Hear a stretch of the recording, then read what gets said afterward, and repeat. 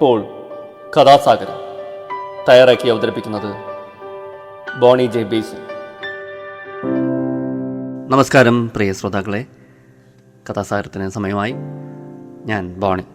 അപ്പോൾ കഥ തുടങ്ങട്ടെ. കഥ തുടങ്ങുന്നതിന് മുമ്പ് പരിപാടിയെക്കുറിച്ച് ഒരാമുഖമായിട്ട് ചില കാര്യങ്ങൾ. കഥാസാഗരം കഥകളുടെ പരിപാടിയാണ്. ഓരോ എപ്പിസോഡിലും ഓരോ കഥ കേൾക്കാം. നാടോടി കഥകളും മുത്തച്ഛി കഥകളും ഇതിഹാസ കഥകളും പുരാണ കഥകളും ഐതിഹ്യങ്ങളും എല്ലാം ഇതിലൂടെ കടന്നു വരുന്നുണ്ട്. മുതിർന്നവർക്കും കുട്ടികൾക്കും ഒരുപോലെ ആസ്വദിക്കാവുന്ന കഥകൾ. അപ്പോൾ ഇന്ന് ഞാൻ പറയാൻ പോകുന്ന കഥ എന്താണ്? ഒരു മഹാഭാരത കഥയാണ്. മഹാഭാരത കഥകൾ എന്ന് പറഞ്ഞ ഒരു പുസ്തകത്തിൽ നിന്നെടുത്ത ഒരു മഹാഭാരത കഥ. പലർക്കും അറിയാവുന്ന കഥയായിരിക്കും, പലരും കേട്ടിട്ടുണ്ടാകും, വായിച്ചിട്ടുണ്ടാകും. എന്നാലും ഒരിക്കൽ കൂടി കേട്ടുകൊള്ളുക. കേൾക്കുന്നുണ്ട്, കുഴപ്പമൊന്നുമില്ല, കഥയല്ലേ. അപ്പോൾ കഥ ഇങ്ങനെയാണ്.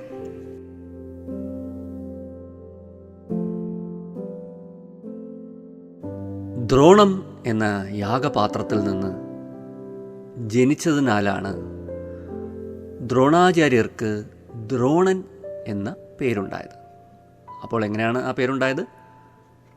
ദ്രോണം എന്ന യാഗപാത്രത്തിൽ നിന്ന് ജനിച്ചതുകൊണ്ടാണ്. ഭരദ്വാജ മഹർഷിയുടെ പുത്രനായിരുന്നു ദ്രോണൻ. വേദങ്ങളും വേദാംഗങ്ങളും പഠിച്ച ശേഷം അഗ്നിവേശിൽ നിന്ന് ആഗ്നേയശാസ്ത്രവും നേടി.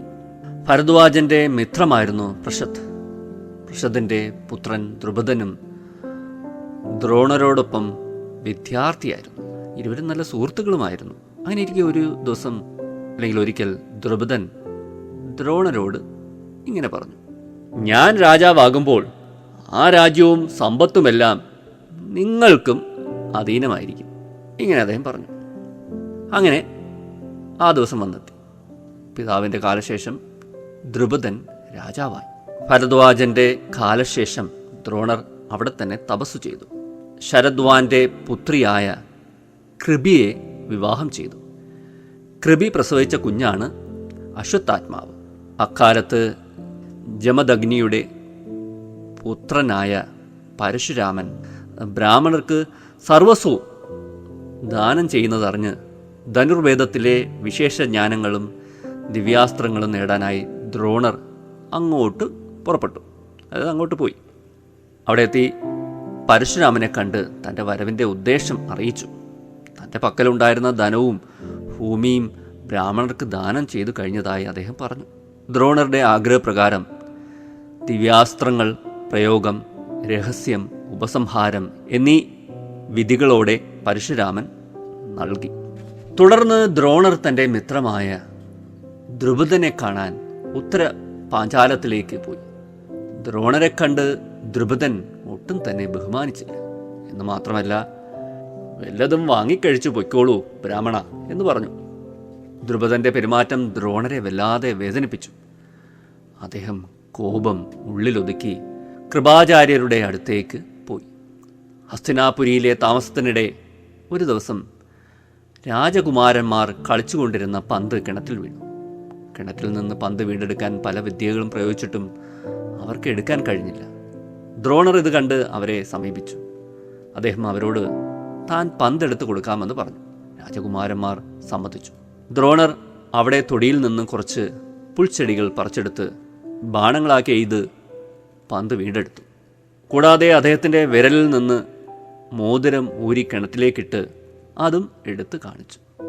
ഈ വിദ്യകൾ കണ്ടു നിന്ന രാജകുമാരന്മാർ അത്ഭുത സ്തബ്ധരായി. അവർ ഈ വിവരങ്ങളെല്ലാം ഭീഷ്മരോട് ചെന്ന് പറഞ്ഞു. ഭീഷ്മർ ഇതറിഞ്ഞ് ഉടനെ തന്നെ ദ്രോണരെ കാണാനിറങ്ങി. എവിടെ അദ്ദേഹം? കുട്ടികളപ്പോൾ അദ്ദേഹത്തെ കാണിച്ചു കൊടുത്തു. ദ്രോണരെ കണ്ട് ഭീഷ്മർ ബഹുമാനപൂർവ്വം അദ്ദേഹത്തെ കൊട്ടാരത്തിലേക്ക് ക്ഷണിച്ചു. മാത്രവുമല്ല, അദ്ദേഹത്തിന് താമസിക്കാൻ ഒരു വീടും ഏർപ്പാടാക്കി. ഇവിടെ താമസിച്ച് കുട്ടികളെ അസ്ത്രവിദ്യകളും ധനുർവേദവും പഠിപ്പിക്കണമെന്ന് ചുമതലപ്പെടുത്തി. അങ്ങനെ ദ്രോണാചാര്യർ ഹസ്തിനാപുരിയിൽ താമസിച്ച് രാജകുമാരന്മാരെ വിദ്യ അഭ്യസിപ്പിച്ചു തുടങ്ങി. അശ്വത്ഥാത്മാവിനും അർജുനനും അദ്ദേഹം പ്രത്യേകം താല്പര്യത്തോടെ വിദ്യ പറഞ്ഞു കൊടുത്തു. ഒരിക്കൽ അദ്ദേഹം കുട്ടികളോട് തൻ്റെ മനസ്സിലൊരു ആഗ്രഹമുണ്ട്, അത് നിങ്ങൾ സാധിച്ചു തരണമെന്ന് പറഞ്ഞു. കുട്ടികൾ ആരും ഒന്നും മിണ്ടിയില്ല. അപ്പോൾ അർജുനൻ മാത്രം പറഞ്ഞു, അങ്ങയുടെ എന്താഗ്രഹവും ഞാൻ സാധിച്ചു തരുന്നതാണ്. ഇത് കേട്ട് അദ്ദേഹം വളരെ സന്തോഷത്തിലായി. അദ്ദേഹം അർജുനനെ മാറോടണച്ചു. യുദ്ധത്തിൻ്റെ എല്ലാ അടവുകളും ശിഷ്യന്മാരെ അദ്ദേഹം അഭ്യസിപ്പിച്ചു. ഗദായുദ്ധം, വാൾപ്പയറ്റ്, ആനപ്പുറത്തും കുതിരപ്പുറത്തും തേരിലും നിലത്തും നിന്നുള്ള യുദ്ധമുറകൾ എല്ലാം അവർ പരിശീലിച്ചു. ദ്രോണാചാര്യരുടെ കീർത്തി നാനാദിക്കിലും പരന്നു. നാനാദിക്കിലും നിന്ന് രാജകുമാരന്മാർ അദ്ദേഹത്തിൻ്റെ ശിഷ്യത്വം തേടി വന്നു.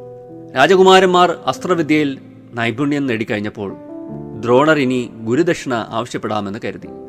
അദ്ദേഹം കുമാരന്മാരോട് പറഞ്ഞു, നിങ്ങൾ പാഞ്ചാല രാജാവായ ദ്രുപദനെ യുദ്ധത്തിൽ തോൽപ്പിച്ച് പിടിച്ചുകൊണ്ടുവരണം. അതാണ് എനിക്ക് വേണ്ട ഗുരുദക്ഷിണ.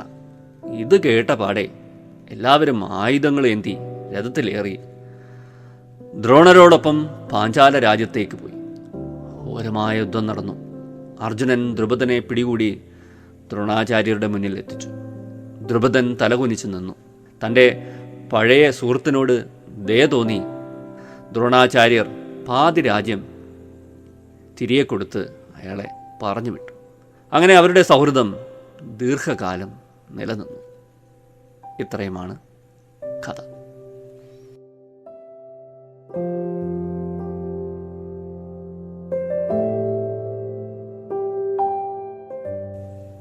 അപ്പോൾ ഇത് മഹാഭാരതത്തിൽ നിന്നുള്ള ചെറിയൊരു ഏടാണ്.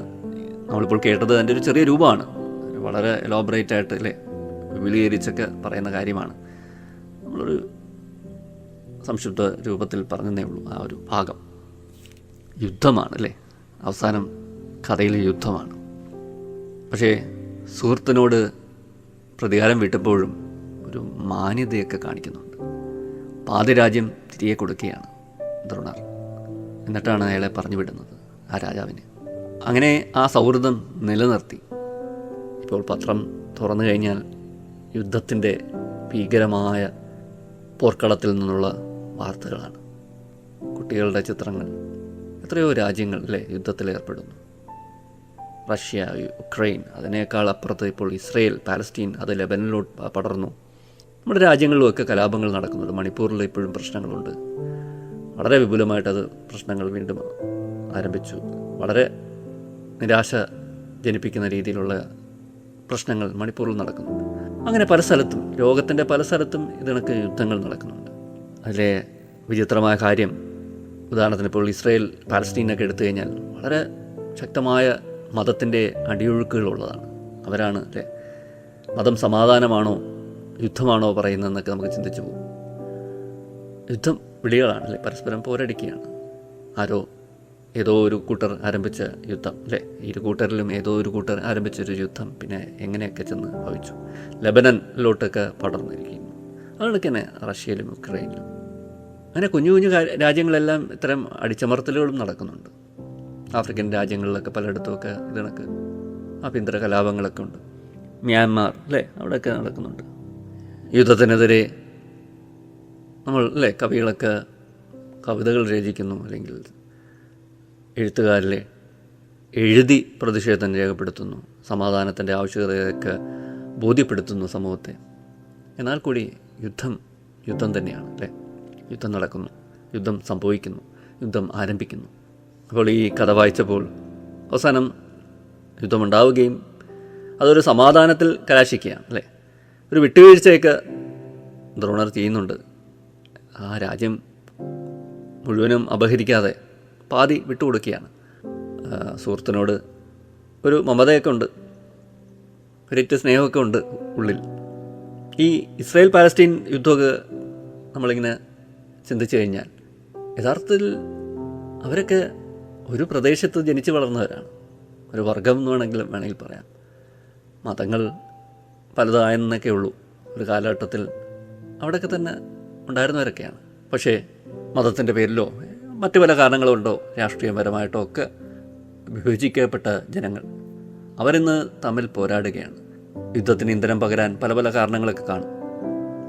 പല ഓർഗനൈസേഷൻസ്, ഇപ്പോൾ കണക്ക് അവർക്ക് വേണ്ടി പ്രവർത്തിക്കുന്ന സംഘടനകൾ, അതൊക്കെ പലപ്പോഴും വളം വെച്ച് കൊടുക്കുന്നുണ്ടാവും. സമാധാന ശ്രമത്തേക്കാൾ ഏറെ യുദ്ധത്തിന് മുറവിളി കൂട്ടുന്നുണ്ടാവും. പക്ഷേ മരണപ്പെടുന്നത് പാവം ജനതയാണ്.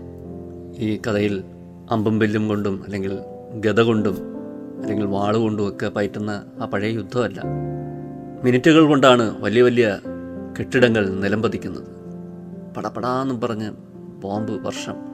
വലിയ പൊക്കത്തിൽ നിൽക്കുന്ന കെട്ടിടങ്ങൾ കല്ലുകളുടെ ഒരു ചെറു കുന്നായി മാറുകയാണ് നിമിഷ നേരം കൊണ്ട്.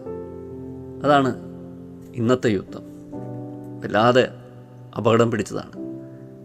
മരണനിരക്ക് വളരെ കൂടുതലുമാണ് ഇത്തരം യുദ്ധങ്ങളിൽ. റഷ്യൻ യുക്രൈൻ യുദ്ധത്തിൽ ഇപ്പോൾ ന്യൂക്ലിയർ ഭീഷണിയിലാണ്.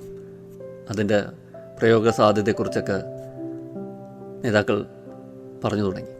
പേടിക്കേണ്ടിയിരിക്കുന്നു അല്ലേ?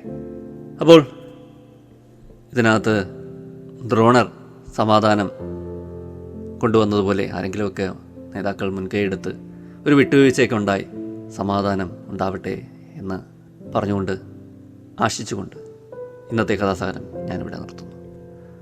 വീണ്ടും കേട്ടുമുട്ടാം പുതിയൊരു കഥയും പുതിയ കുറച്ച് വിശേഷങ്ങളുമായി. എനിക്കൊപ്പം സഞ്ചരിച്ച എല്ലാവർക്കും നന്ദി, നമസ്കാരം. Signing off, Boney.